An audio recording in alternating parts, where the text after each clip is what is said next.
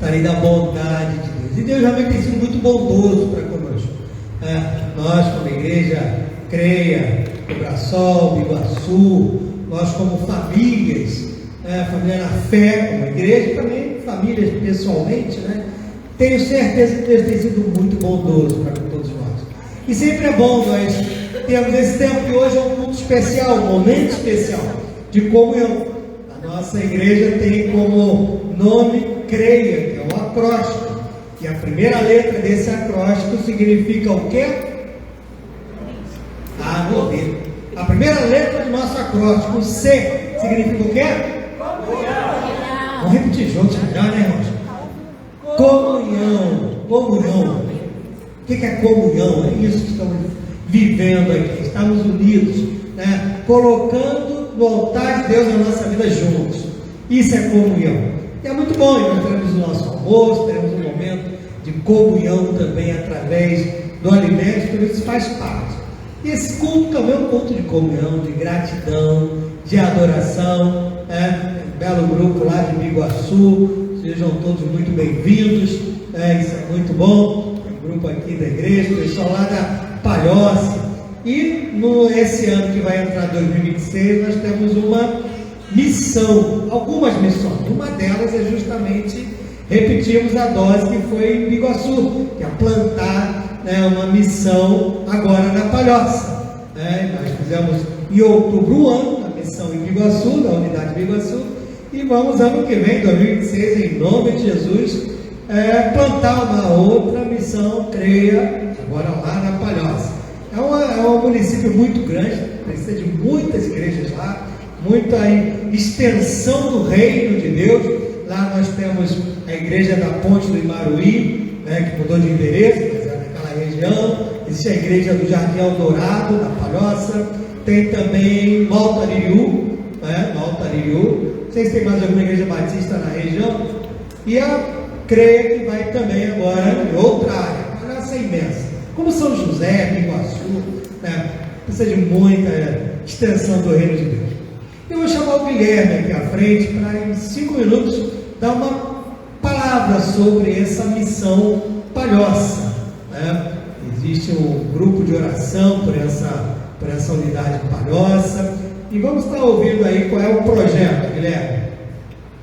Amém, meus irmãos. Graças e paz. Amém. Bom dia. Bom dia, irmãos. Bom dia. Amém. Graças a Deus. Deus é bom, é fiel. E ontem tivemos a oportunidade no nosso PGM, no encerramento do PGM desse ano lá na Palhoça, de termos um momento de gratidão a Deus pelo fato de que Ele tem feito por nossas vidas e através das nossas vidas. Em março desse ano, iniciou um projeto maravilhoso lá na Palhoça, que se chama Moradia Coletiva, República. E lá, a partir desse projeto, o Senhor tem colocado no nosso coração, e há algum tempo colocado no coração da equipe pastoral, do pastor Roberto, aqui na igreja, de plantarmos uma unidade lá, uma igreja lá. E o Senhor tem sido maravilhoso. Nesse projeto da moradia coletiva, por exemplo, as pessoas que estão passando por lá, os homens que estão passando por lá, tem sido um período de transformação, um período de renovo, um período de nos alimentarmos da palavra de Deus, porque todos os dias, às 6 horas da manhã, temos o nosso devocional. Então, na sua maioria, são homens oriundos do nosso tratamento lá no CT. Então, que por vezes eles saem desse processo de recuperação, do tratamento, e não tem por vezes para onde ir. E a moradia coletiva traz essa estrutura. Então todos, absolutamente todos, estão trabalhando. Já foram inseridos no mercado de trabalho, já estão tocando a sua vida, participando dos PGMs, crescendo. Então, tivemos 2, por exemplo, que já passaram pela moradia coletiva, estão trabalhando e já alugaram outro lugar, estão tocando a sua vida, estão crescendo. Então, assim, o Senhor tem nos dado a oportunidade também de termos um PGM lá. E nesse PGM já passaram algumas pessoas, algumas vidas, e tem um grupo base lá, a fim de plantarmos a igreja lá na Palhoça. Então os desafios são grandes, gigantescos. Como foi a campanha de missão nacional, missões nacionais, foi o quê? Há muita terra para conquistar. E para o ano de 2026, como igreja aqui, como líderes e como as pessoas lá na Palhoça, estamos com um sonho, um desejo de pregar o Evangelho, de plantar uma igreja. Porque cremos que é do coração de Deus a plantação de igreja. E precisamos, meus irmãos, precisamos orar. Precisamos clamar como igreja. Então foi criado um grupo, uma rede de intercessão por Palhoça, também por Biguaçu, porque precisamos das orações dos irmãos. Porque há muita terra para conquistar. Há muita terra e que possamos como igreja fazer parte disso. Desse mover de Deus ao longo da história, e o Senhor quer nos usar nesse tempo para pregarmos o Evangelho. Temos essa oportunidade, meus irmãos, de orar, de clamar, de ir.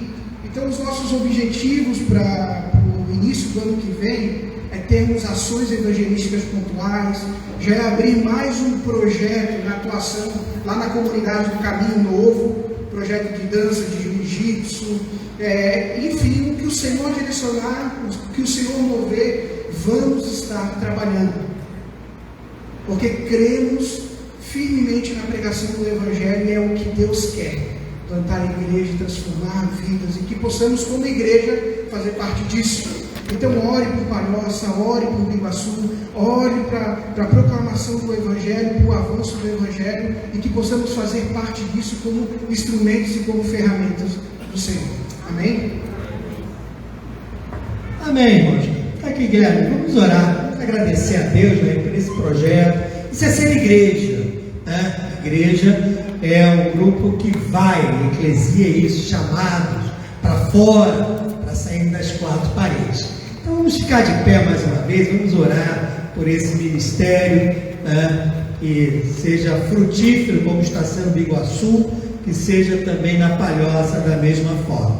Pai, muito obrigado a Deus pela vida do Guilherme, obrigado, Senhor, também pelos irmãos que estão empenhados ali em abrir esse novo reino, a parte do teu reino ali na Palhoça. Que a tua graça esteja, Senhor, sobre a vida de cada uma desses teus servos. Pai amado, em nome de Jesus, e nós, como igreja, possamos estar tendo cada vez mais a visão da expansão do teu reino, que é para isso que o Senhor nos chamou, Pai, para a honra e glória do teu nome. Abençoa todo o trabalho que fazemos em teu nome, em nome de Jesus Cristo é que eu oro, amém. Amém, queridos. Deus abençoe, os irmãos podem sentar-se. E, queridos, realmente isto é ser igreja, né? A igreja é o corpo vivo do Senhor Jesus Cristo. Igreja não é o prédio, igreja não são as paredes que nos abrigam, né? Sobre o teto que realizamos os nossos cultos. Igreja, na realidade, é justamente o que somos, corpo vivo do Senhor Jesus Cristo. E durante os últimos domingos eu tenho pregado, e vou estar encerrando agora pela manhã, um tema que é sobre a carta às 7 igrejas do Apocalipse. Nós temos acompanhado aqui nos domingos, tanto pela manhã quanto à noite, os últimos 3 domingos, a gente vem trabalhando isso. São 7 cartas que Jesus Cristo mandou João, o apóstolo João, escrever. Cartas que Jesus é quem está falando com igrejas. E quando a gente lê essas cartas, e eu tenho colocado isso nas nossas reflexões aos domingos, ele não está falando para aquela igreja só. A palavra de Deus nunca é só para um grupo, embora seja destinado a um grupo específico, dentro de um contexto histórico, dentro de um contexto social, geográfico. Porém, é sempre a palavra de Deus uma mensagem para todos nós. Então nós vimos e temos visto nesses últimos domingos, vimos 6 cartas, e hoje vamos trabalhar a última carta, a 7ª carta. A primeira das 7 foi Éfeso, né? Era uma igreja muito correta na doutrina, uma igreja ativa no serviço, mas que essa igreja teve um problema. havia perdido o quê? Primeiro amor. Havia abandonado o primeiro amor. Tudo bom, mas faltava isso. A segunda foi Esmirna, uma igreja pobre, perseguida, sofrida. Era uma igreja que não tinha poder econômico, mas era uma igreja muito rica, rica da graça de Deus, uma igreja rica diante de Deus, fidelidade, E às vezes a fidelidade, irmãos, custa caro, de fato, custa muito caro. Vimos a igreja de Pérgamo, uma igreja que vivia num ambiente hostil. A cidade de Pérgamo diz lá que estava a igreja colocada no lugar onde Satanás montou um trono. Você já imaginou isso?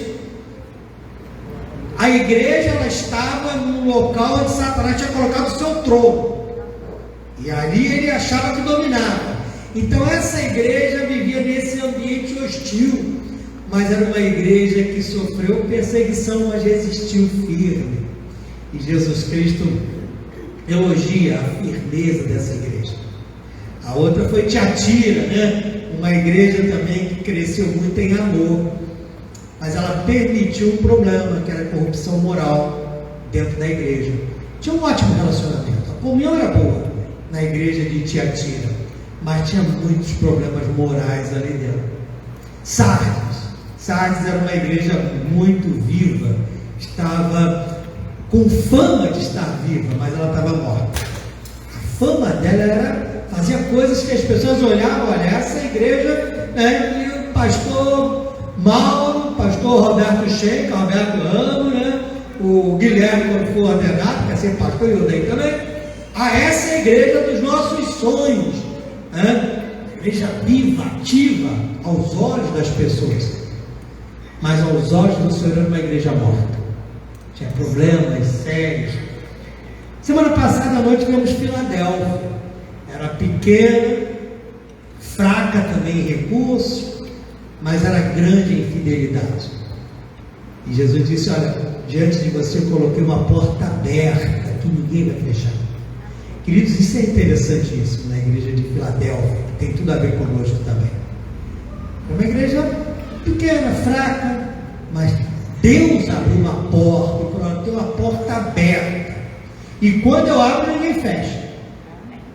É sério? Deus está colocando portas abertas. Iguaçu, Palhoça, Cobrasol, São José, e vai por aí em outros lugares, portas estão abertas.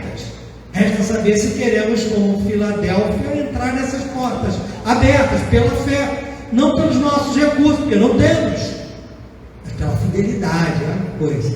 E hoje, queridos, vamos trabalhar a última igreja, a última carta, a igreja de Laodiceia.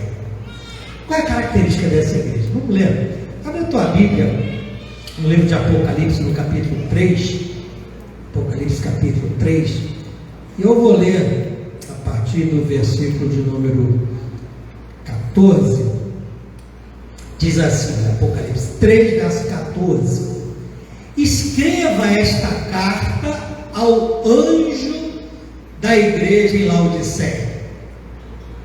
Esta é a mensagem daquele que é o Amém, a testemunha fiel e verdadeira, a origem da criação de Deus. Aí o verso 15 ele diz assim, olha, presta atenção, o que Jesus diz, que não é para aquela igreja só não, para você e para mim. Eu sei de tudo que você faz. Eu sei de tudo que você faz. Grava isso. Vou repetir. Eu sei de tudo que você faz. Nada passa batido ao Senhor. Tudo é tudo. Não é alguma coisa. É o Deus que conhece, onisciente, onipresente, onipotente. Eu sei de tudo que você faz. Você não é frio nem quente. Desejaria que fosse um ou outro, mas porque é como água morna, nem quente nem fria, eu vomitarei da minha boca. Você diz: sou rico e próspero, não preciso de coisa alguma, e não percebe que é infeliz, miserável, pobre, cego, está nu. Eu o aconselho a comprar de mim ouro purificado pelo fogo, e então será rico. Compre também roupas brancas, para que não se envergonhe de sua nudez, e compre colírio para aplicar nos olhos, a fim de enxergar. Eu corrijo e disciplino aqueles que amam. Por isso, seja zeloso e arrependa-se. Presta atenção. Estou à porta e bato. Se você ouvir a minha voz e abrir a porta, entrarei e juntos faremos uma refeição como amigos. O vitorioso se sentará comigo em meu trono, assim como eu fui vitorioso e me sentei com meu Pai em seu trono. E aí termina como termina todas as outras cartas. Quem tem ouvidos para ouvir, ouça. Ouça o quê? Amém. O que o Espírito diz às igrejas. Não ouve qualquer coisa e qualquer pessoa, não. Ouça o que o Espírito diz, irmão. O Espírito fala. O Espírito fala. Fala hoje, está falando nessa manhã. O Espírito falou semana passada. Falou durante a semana. Cada vez que você abre a palavra, o Espírito fala. Nós temos um Deus que fala, e isso é claro, e a Bíblia fala isso, porque é verdade. Então, quem tem ouvidos para ouvir, ouça. Não tape os seus ouvidos. Se hoje ouvides a sua voz, não endureçais o vosso coração, como os seus pais lá em Meribá, no deserto. Queridos, é extraordinário nós vemos um Deus que fala. E um Deus que não somente fala, mas quer que a gente ouça. E aí nós vemos o seguinte: esse Deus que fala, já tinha falado de Éfeso, que tinha perdido o primeiro amor, já tinha falado de Sardes, que perdeu a vida espiritual, e agora fala a Laodiceia, que quase perdeu a presença de Deus. Laodiceia era uma cidade que muito rica, muito próspera na Ásia Menor, lá no primeiro século. Era uma cidade muito importante, era um centro comercial. E essa cidade rica, importante, inclusive diz os historiadores, que houve um terremoto lá naquela região, no ano 60 da era cristã, e essa cidade ela se recusou a receber ajuda do Império Romano, porque ela tinha recursos. Nós vamos nos virar. E se viraram, e reconstruíram a cidade com seus recursos. Era uma cidade muito poderosa economicamente. Dizem os historiadores que lá tinha um banco, inclusive, né? Banco não é uma coisa da nossa época só, não, existia lá de trás. Tinha muita riqueza financeira, tinha uma indústria têxtil, imagina? Lá em Laodiceia, especialmente lã negra, de alta qualidade, um valor muito alto naquela região antigamente. Tinha uma escola de medicina, imagina. E essa escola de medicina era conhecida por um colírio usado para problemas oculares, feito com alguns produtos, óleos, especiarias e tal. Por isso que Jesus fala de colírio aqui. Então veja que era uma cidade realmente muito, muito poderosa, muito forte economicamente. Ela tinha um problema dentro da sua estrutura como cidade, que era a água. Ela não era uma cidade que tinha fonte de água, mas ela tinha tecnologia. Então, tinham duas fontes de água. Uma vinha de uma cidade chamada Hierápolis, águas quentes e medicinais, e tinha outra que vinha de Colossos. Paulo escreveu aos Colossenses, e ali era água mais fria, uma água mais pura. Quando a água chegava em Laodiceia, era uma água meio morna, a beber era ruim. Jesus fala de água morna. E queridos, essa era exatamente a cidade na qual aquela igreja estava situada. Então a igreja de Laodiceia era uma igreja rica, uma igreja que tinha todos os recursos que precisava ter para levar o Evangelho, para levar a graça de Deus. Era uma igreja que tinha todas as possibilidades de fazer um trabalho tremendo. Paulo, se você não sabe, escreveu uma carta a essa igreja. Paulo cita essa carta. Não está na Bíblia, não temos ela dentro das 13 epístolas de Paulo, não há a carta dele a Laodiceia. Mas ele escrevendo aos Colossenses, ele diz o seguinte, lá em Colossenses 4,16: depois que esta carta for lida entre vocês, a carta aos Colossenses, façam também que seja lida na igreja dos Laodicenses. Essa carta aos Colossenses, leia lá na igreja dos Laodicenses, e que vocês leiam a carta que eu enviei para Laodiceia. Então Paulo mandou carta para Laodiceia, tem uma outra carta em Corinto, terceira, que nós não temos, mas Paulo enviou carta também para essa igreja. Na época dele, Paulo, ali nos anos 60, por aí. Agora Cristo, 30 anos quase depois, escreve a essa igreja. E o que Jesus Cristo recrimina nessa igreja? O que Jesus Cristo fala a essa igreja? Jesus Cristo apresenta um diagnóstico. Qual é o diagnóstico? Primeiro eu sei o que vocês fazem. Vocês sabem, como falamos no início. Mas aí ele fala uma outra coisa lá no verso 15 e 16. Você é uma igreja, o quê? Morta. Não é fria e nem é quente. Você não é frio, você não é quente. Você é uma igreja morna. E por ser morno, eu vou fazer o quê? Vou te vomitar. Não dá, é intragável. Curioso isso aqui. Como nós falamos, havia fontes que levavam água para essa cidade de Laodiceia. Mas quando essas águas chegavam lá em Laodiceia, não eram águas frescas. A que vinha de Colossos era uma água que dava para beber, mas precisava ser refrigerada, refrescada de alguma maneira. E Jesus Cristo usa o que eles sabiam que não era uma coisa boa, agradável de beber, para ilustrar aquela igreja que era rica, que era uma igreja cheia de posses, uma igreja cheia de pessoas com posses, uma igreja com poder econômico e político também muito importante. Era uma igreja que tinha condição de expandir o reino assim, economicamente, que outras não tinham. Mas Jesus constatou algo, o diagnóstico foi terrível. Ela era uma igreja morna, uma igreja que dava náusea. Imagina, vou vomitar da minha boca. Era uma igreja que Jesus Cristo que diz que dava náusea. Era uma igreja que precisava muito ser transformada interiormente. Aquela igreja podia aparentemente estar até com boas estatísticas, como a igreja que nós vimos semana passada, Filadélfia. Relatórios bons, estatísticas boas.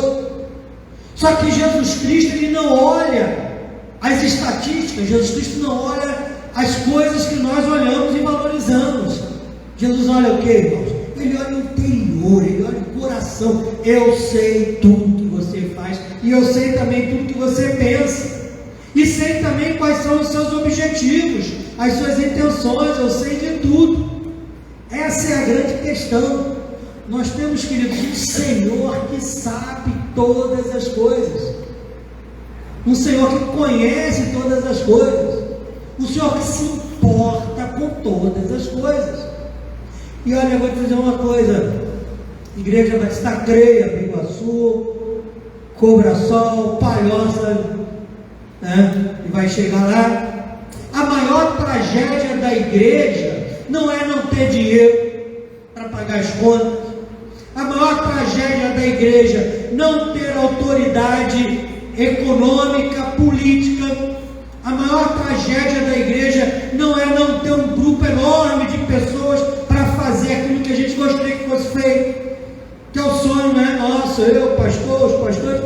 Que bom que as igrejas têm, que a igreja tenha um líder para esse ministério, um líder para aquele, outro para aquele, pequenos grupos multiplicadores, cheios de liderança, e cada líder multiplicando. É um sonho óbvio que é, e essa é o nosso grande desafio. Mas não é a maior tragédia a igreja não ter nada disso.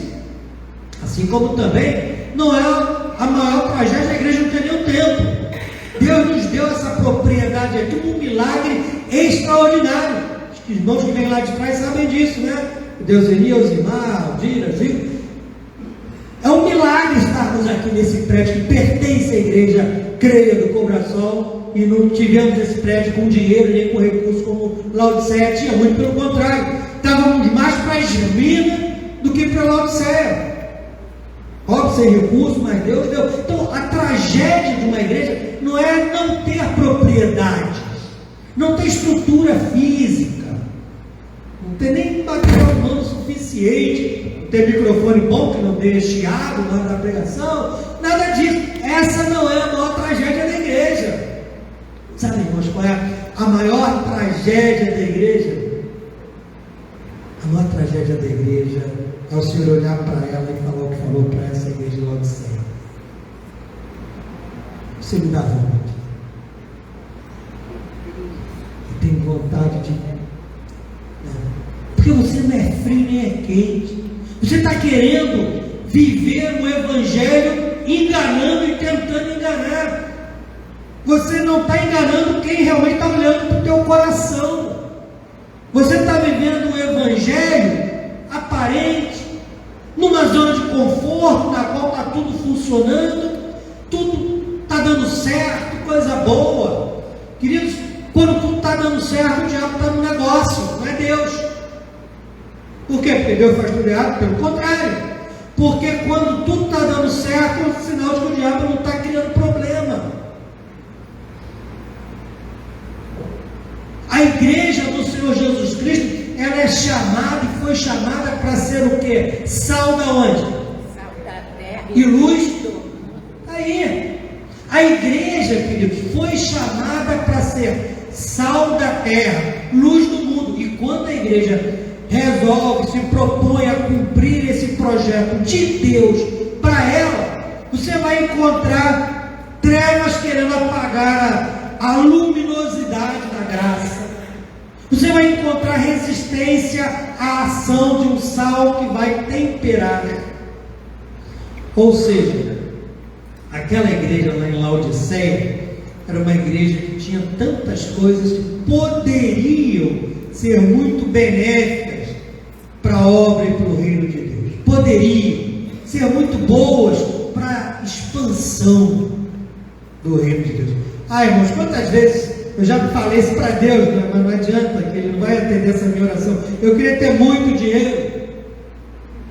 Nunca joguei na loteria, viu? Às vezes dá vontade, mas se eu ganho, Mega Sena na virada, alguém sabe quanto vai dar esse negócio? Sei lá, uns centenas de milhões, tem que. Meu Deus, se eu ganho esse negócio aí, como vai ser bom? Vamos mandar missionário para o mundo todo. Vamos abrir, creio, tudo quanto é bairro do Brasil. Só um sonho, porque primeiro que eu não jogo, e segundo que Deus não vai abençoar um negócio desse. Porque o poder dele se aperfeiçoa na nossa fraqueza. Grava isso, irmão.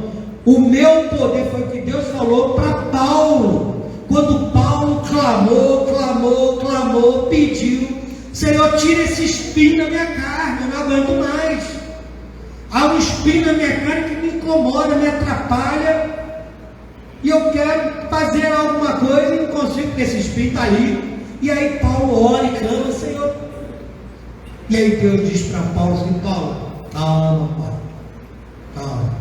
A minha graça te basta, porque o meu poder se aperfeiçoa na tua fraqueza, Paulo.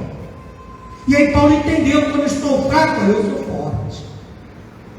Quando a igreja do Senhor Jesus Cristo entende que ela é fraca, sem a presença do Senhor no seu meio, no seu centro, quando a igreja entende que ela é fraca, sem Jesus Cristo estar no controle, quando ela entende isso, ela é forte.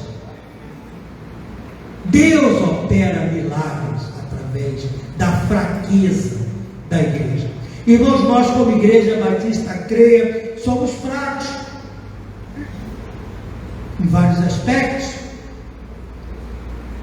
mas a graça de Deus tem nos dado forças e vitórias ao longo dos 30 anos mais da nossa igreja. E o que eu vejo para frente é um Deus operando muito mais realizações. E grave o que eu falei, Deus operando muito mais realizações. Não é o pastor Roberto Ramos, não é o pastor Roberto Sheik, não é o pastor Mauro, não é o Odair, não é o Guilherme, não são os irmãos.